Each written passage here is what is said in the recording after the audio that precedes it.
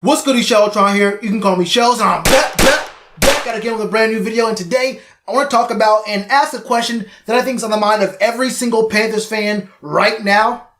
And I think this question basically splits the fan base right down the middle. And that question is, can Cam Newton carry the Carolina Panthers in the 2020 NFL season? That is a hard question to answer. But before we can even talk about Cam Newton, we have to talk about what the team is, because we understand that football and the NFL specifically is a team-oriented game.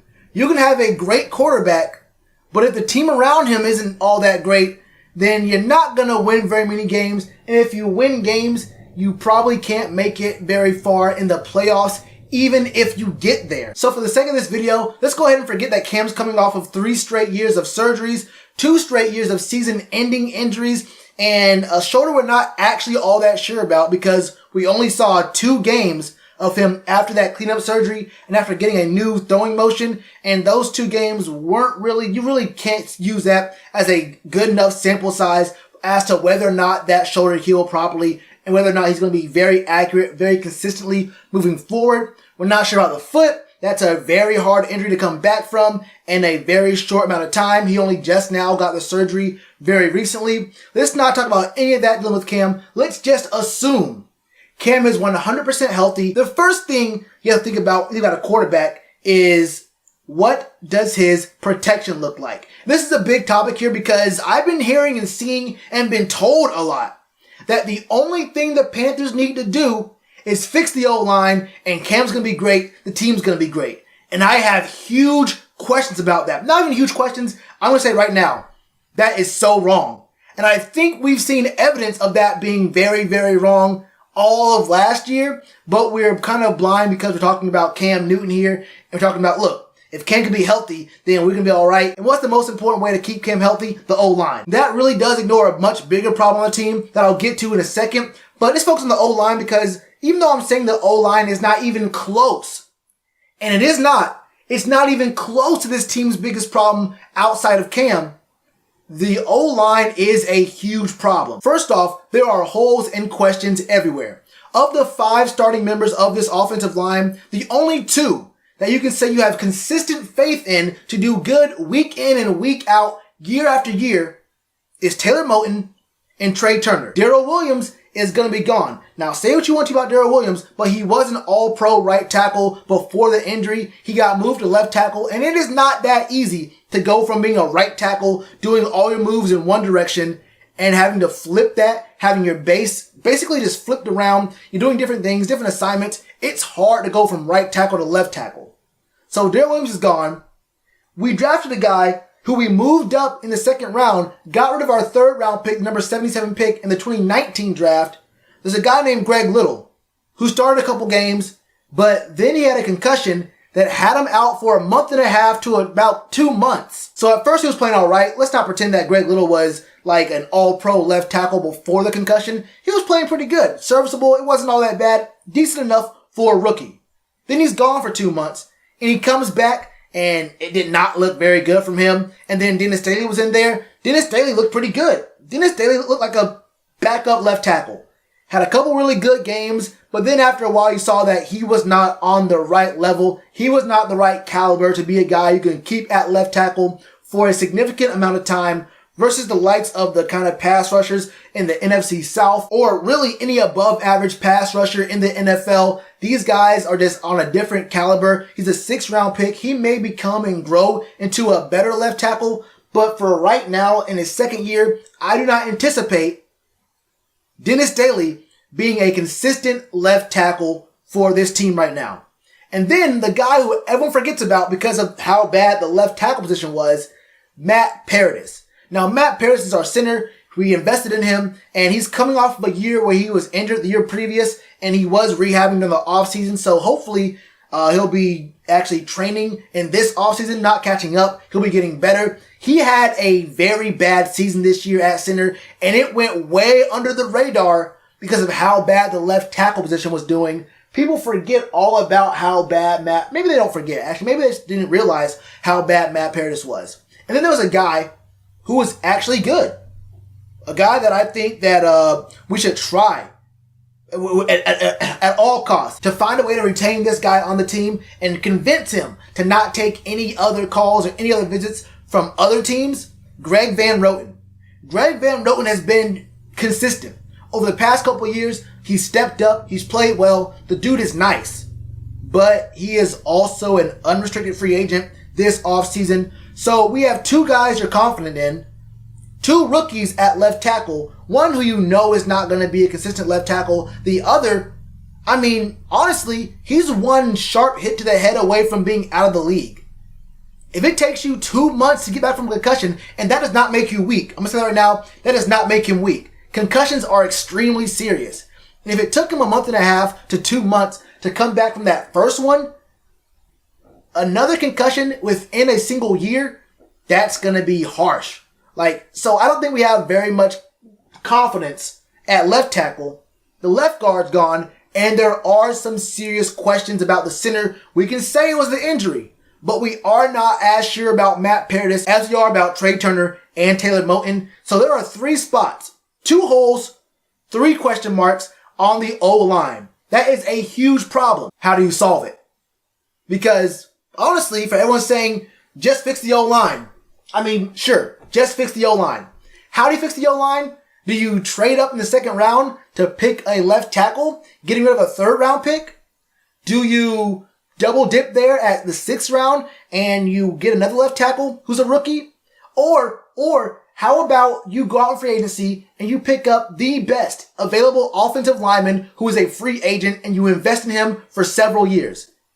Those sound like pretty good strategies for fixing an O-line. That's what we did last year. And we saw the kind of returns we got. Fixing the offensive line is not as easy as just saying, fix the O-line. We've been trying to fix this O-line for years now. It takes time. It takes basically luck to fix an offensive line, and you have to get it right. And this is the O-line and the front office that we want to tell Cam to put his confidence in without a long-term contract extension already signed, dotted, and in his pocket. Because if you don't sign Cam to an extension, then he has no real assurances. And if he gets injured, that's a ton of money out of his pocket, right? The guy already has a very scary recent history injury. All these injuries have come in the last 3 years. Those first 5 were really good. He was an Iron Man. These last 3, been looking really bad. And this offensive line situation for the Panthers is the one that fans want him to go into without getting a contract extension. Or you're saying you do want Cam to get extended, but then the bigger problem shows up. Remember at the top of the video? I said it was a much bigger problem than the O-line. This is the one. What do you do about the defense? The defense, in my opinion, was a much bigger problem than the offensive line last year. And if I can for a minute, just tell y'all the names of the guys who are unrestricted free agents this year. Guys who are in starting roles who we're going to have to replace either in the draft or in free agency. Joe McCoy, Mario Addison, Darrell Williams, Bruce Irvin, Ross Cockrell, Trey Boston, Vernon Butler, Kyle Love, James Bradbury, Javian Elliott. Then there's the question about what the team's going to do with Dante Jackson, because if you remember, Dante got benched at the end of last year. You saw him a whole lot on special teams, but you did not see him playing CB2, and they did not put him in nickel situations. Dante Jackson was a big problem. Then you have the interior of the D-line. You need another D tackle. K'Wan Short's going to be coming back, but we saw that it wasn't looking all that great for us. I believe we still have Dontari Poe for another year, but I think that experiment just was proven to be not all that great. But you still need to get another guy. You probably go in the draft for that. But the problem with this is there are at least 8 holes. Probably more like 6 or 7 holes with one big question mark being Dante Jackson. Those are starting roles. These aren't backup. These aren't like guys who are rotational pieces. These are starters on the defense that you have to fix. Now, if you're telling me the offensive line was a bigger problem than the defense, we had the worst rush defense in the league. And just how confident were you in our pass defense? You can talk about sacks. You can talk about interceptions rankings, but let's remember just how unimportant rankings really are. The Cowboys had one of the best offenses in the league. Dak Prescott had some of the best stats for a quarterback around the whole NFL last year. That team was 8-8, and there's not a single soul who's going to tell you that Dak Prescott was a top 5 quarterback or is a top 5 quarterback. Stats can be misleading. And if you look at the stats in the game log, you can tell that the sacks and the interceptions really fell off on a by-game rate after week 8. Halfway through the season, this defense fell off in the pass rush and in the interception game. We had no run D, worse than no run D. There are teams with no run D that did better than us. And pass defense was bad last year with these guys in place. Now, say you find an O-line. 3 holes you have to fix on the O-line. You pay Cam, and you also have to fix the holes on defense for starters. How exactly would you go about doing that? All in the draft? All in free agency? How do you split that if you're also planning on paying Cam? If you're going to extend Cam, how do you afford all the things you need to get in free agency? And if you're not going to pay Cam, if you don't extend Cam, then you're telling Cam to put his faith in an offensive line situation that is horrible at best. We can both agree the O-line situation is not looking really good. But then you say, okay, what if we fix the O-line? We fix the O-line. The O-line is top 10 in the league. And I'm not really all that sure that even you believe the O-line will be a top 10 O-line in the league. But let's assume the O-line is going to be top 10 in the league. How much draft capital and how much money in free agency do you think is going to be left for the defense? All those holes on defense. You're telling Cam, we're going to protect you, but the defense is going to be really bad. So Cam might have great stats. We might see some really good stuff from Cam. He's 100% healthy. O-line's great. He puts up numbers. But if the defense is so bad, they cannot stop anyone. And we're hoping for cheap free agents and late round draft picks to fill in more than half of the starters on defense. What do you think the D is going to look like this year compared to last year when we had those pieces in place? When we had Luke, when we had James Bradbury, Mario Addison. I could name all these guys, but I've already done it, and we understand just the position we are in with the defense. So I ask you, with all those holes on defense, do you still believe the offensive line is the biggest problem for this team? And do you still believe that you can fix both the offensive line and the defense to make this team a more well-rounded, balanced team that can work well on both sides of the ball? Or do you believe that Cam Newton by himself can either overcome a bad, porous defense or a very bad O-line? I mean, we have to assume that Cam's going to be 100% healthy, the O-line's going to be great, and the defense is going to be great. It's really, really hard for me to say that he can carry this team with the number of holes on it and with only 1 year to spare to do it, because if you don't sign him to a long-term contract, you have more money free agency. But if you do, you have a lot less, and it would be very, very hard for me to agree with Cam to take a very, very team-friendly deal and not get his money, knowing what his injury situation is looking like right now. The O-line and the defense does not look good. Oh yeah, there's no kicker. Joey Slide's a free agent too.